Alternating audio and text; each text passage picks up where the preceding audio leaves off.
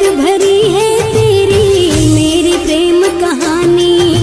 सात समुंदर जितना अपनी आंखों में है पानी।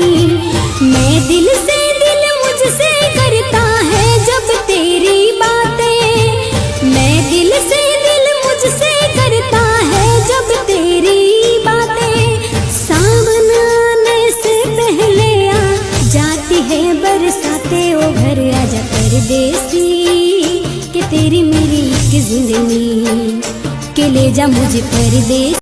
कितनी दर्द भरी है तेरी मेरी प्रेम कहानी।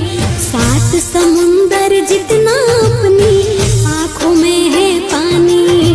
मैं दिल से दिल मुझसे करता है जब तेरी बातें। मैं दिल से दिल मुझसे करता है जब तेरी बातें।